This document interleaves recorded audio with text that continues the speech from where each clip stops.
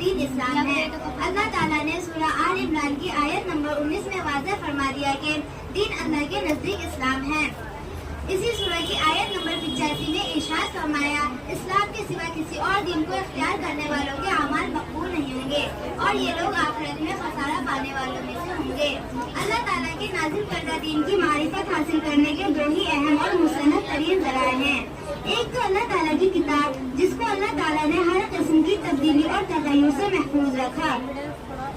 सूरह हामिम सजदा की आयत नंबर 42 में इरशाद हुआ, बातिल उसको आगे और पीछे नहीं आ सकता, उतारी गई है दाना और काबिले तारीफ की तरफ से। सदियां गुजर जाने के बावजूद कुरान मजीद हर किस्म की तहरीफ से पाक है।